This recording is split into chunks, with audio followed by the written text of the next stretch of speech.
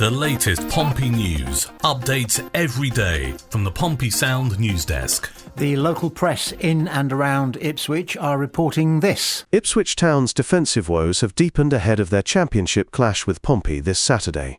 The Blues head to Portman Road looking to shake off last week's frustrating 2-0 loss to Sheffield Wednesday, while their hosts are still finding their feet in the championship, managing just one win from their opening 5 games. The Tractor Boys' headaches got worse this week following some EFL drama around their abandoned match at Blackburn. The game, which was called off in the 79th minute due to a waterlogged pitch, will now be replayed in full. But there's a catch. Despite the replay decision, Jacob Greaves' red card from that match still stands, ruling him out of Saturday's clash with Pompey. The EFL's ruling came after days of speculation, with the league stating they wanted to uphold the integrity of the competition. They've ordered a complete replay, though the 3 championship directors sat out the vote. Ipswich's defensive options are already stretched thin, with Connor Townsend and Wes Burns both sidelined with ACL injuries. Meanwhile, Pompey have their own injury concerns to deal with. 6 players are definitely out: Connor Shaughnessy, Callum Lang, Nicholas Schmid, Thomas Waddingham, Harvey Blair, and Franco Ume, while Josh Murphy remains a doubt and faces a late fitness test. That's a restrained bit of reporting there by the Ipswich press, because I think we'd be spitting blood if a game is ordered to be replayed, but the red card that was picked up during the game that was abandoned stands, and therefore a key player is going to be unable to play against Pompey. As Pompey, of course, we're delighted, absolutely delighted.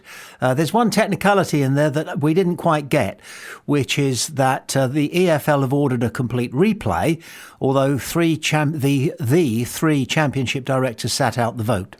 So we can only interpret this like this, and forgive us if we've got this wrong, but the EFL committee that sat to discuss what to do about the abandoned game, Blackburn versus Ipswich, would have had 3 championship directors taking part in the debate and presumably the vote, but they sat out the vote, presumably because their own clubs might in some way, however remotely, be affected by the decision, and therefore they didn't want to in any way appear to be biased or in any way influenced by the needs of their own clubs in the way that they voted for that one.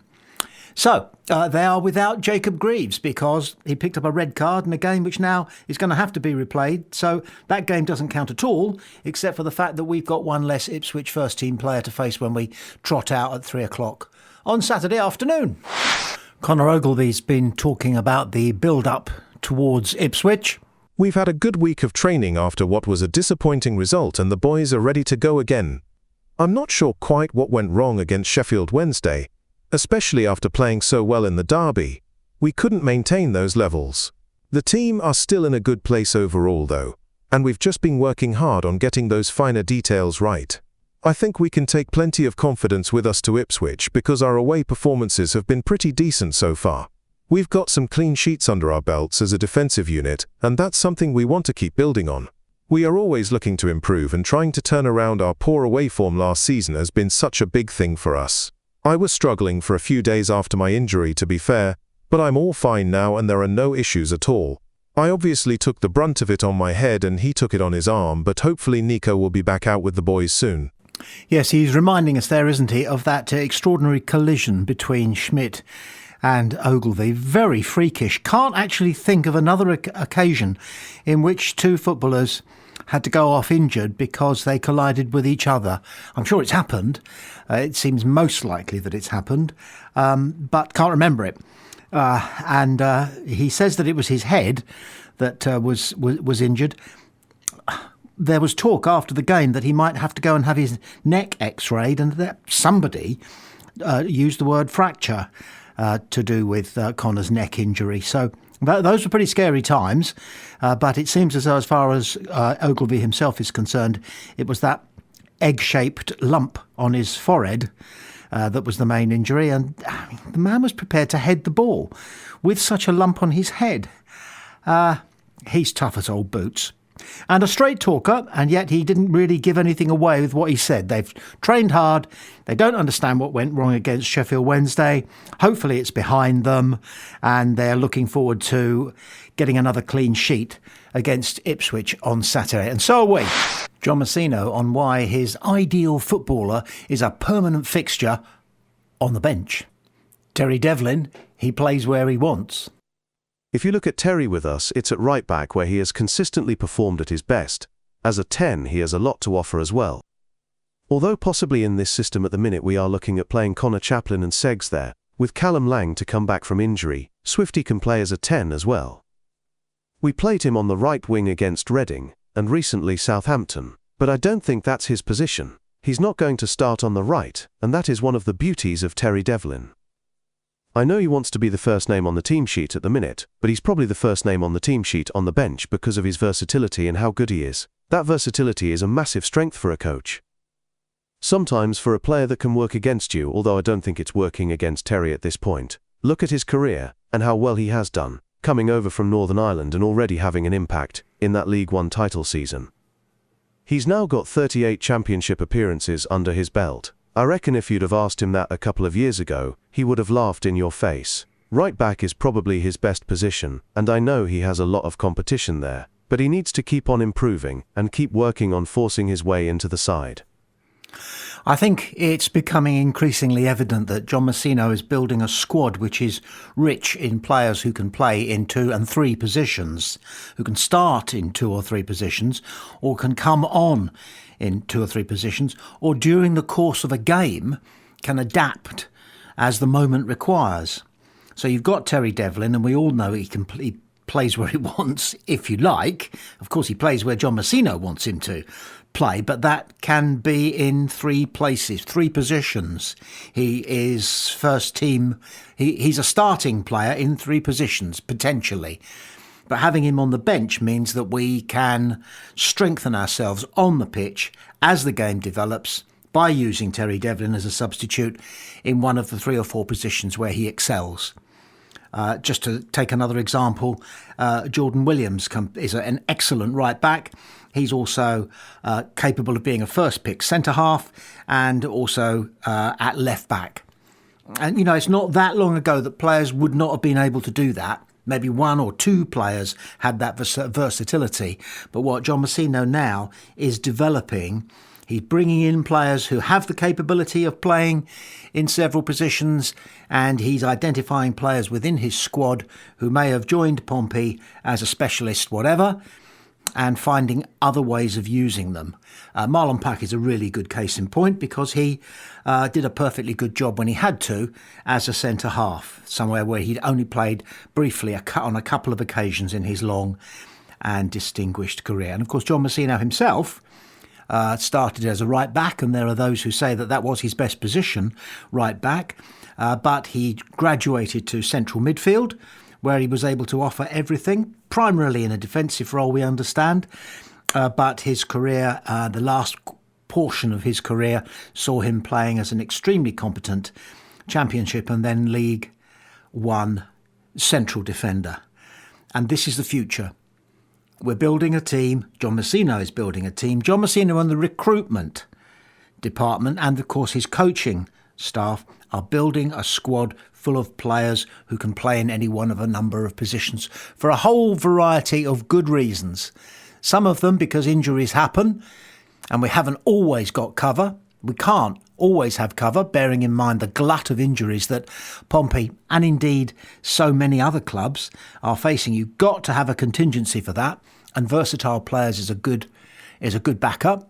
But also, it can be a creative thing if you decide that you want more in midfield and you've got a spare defender who can slot into midfield during the course of a game and give us an extra man there, or indeed if we want to have somebody playing up front who started the game as a central midfielder, a holding midfielder even, but needs to now get forward and shore up our attacking options, then we've got players who can do that. Brilliant. Absolutely brilliant. And Terry Devlin, it will be nice for him when he finally is defined a starting position and his adaptability can be used during the course of the game as opposed to him coming off the bench. But Terry Devlin, he plays where he wants. The 72's Charlie Hodgson is predicting Pompey's lineup against Ipswich. He says, Portsmouth make the trip across the country to face Ipswich Town this weekend, looking to recover from defeat last time out. Portsmouth sit in 12th place after opening their championship campaign, with an even split of 2 wins, 2 draws, and 2 defeats. Their most recent away fixture saw them battle to a goalless draw in the South Coast derby against Southampton. However, a disappointing display in last Saturday's 2-0 home loss to struggling Sheffield Wednesday followed that up. Barry Bannon and George Brown struck to hand the Owls their first league victory of the season, condemning Portsmouth to a second defeat from their opening 3 matches at Fratton Park. Manager John Messina will be concerned by his side's lack of cutting edge, with Portsmouth yet to score more than once in any of their 6 championship outings. There is, however, encouragement to be found in their away form. Pompey have 1 win and 2 draws from 3 road trips, meaning they remain one of just 6 championship sides still unbeaten on their travels. Portsmouth will be without defender Connor Shaughnessy for a period of time. However, winger Josh Murphy could make his return for this weekend's championship clash with Ipswich. Shaughnessy limped off in the second half of last Saturday's 2-0 defeat to Sheffield Wednesday with a hamstring issue. The head coach Messina has confirmed he faces a lengthy absence. We're not sure on the extent of it yet, Messina told BBC Radio. We're waiting to see a specialist off the back of the scan, but he's definitely out for the short to medium term. There is more encouraging news on Murphy, who missed the defeat with an ankle problem, in addition to forward Harvey Blair, who is yet to feature this season. Josh Murphy is 50-50, he's going to train on Friday, and we'll see where he's at for the game on Saturday, Messina added. Harvey is back in full training, but Saturday is probably a step too far, so we'll look to get him back in for Watford or Middlesbrough. Connor Chaplin will be unavailable this weekend due to being on loan from Ipswich Town. Callum Lang also remains out. I predict 2 changes from the side that lost at home to Sheffield Wednesday. Both changes are enforced on Messina. Shaughnessy misses out due to injury, and he is replaced by summer signing Josh Knight. Knight is yet to make his first Pompey start. Chaplin is then replaced by South African Luke Leroux. Like Knight, this will be his first start since joining the club in the summer. Josh Swift will play further forward in Chaplin's absence. He starts behind Colby Bishop, who leads the line once again. Yeah, that's a nice measured piece by Charlie Hodgson of the football news agency, digital news agency, The 72. And his starting 11 then is Killip, Swanson, Knight, Poole, Ogilvie, Leroux, Dazelle, Segicic, Swift, Bianchini and Bishop. With the 2 changes being, as he mentioned, forced on John Messina, namely Knight and Leroux. But we think that Pompey have just put a question mark against the possibility that Franco Ume may start instead of Bianchini. And this is based solely on the fact that the jury's out on Bianchini's performances so far for Pompey. Steve Bone, for example, believes that Bianchini was one of the brighter lights against Sheffield Wednesday. And John Messina has said much the same thing, but John Messina, unlike Steve Bone, sometimes lies. So it could be that he is paving the way. Rich Hughes has been saying, and previous to that, John Messina has been saying that Ume is ready for first team duty and has got pace, skill and athleticism. He's a big lad, but he plays wide. And I think there's a possibility, we think, Pompey Sound, generally speaking, there is a possibility that instead of Bianchini, there'll be a third change, not enforced on Messina, and that will be that Franco Ume will make his first team debut and he'll start.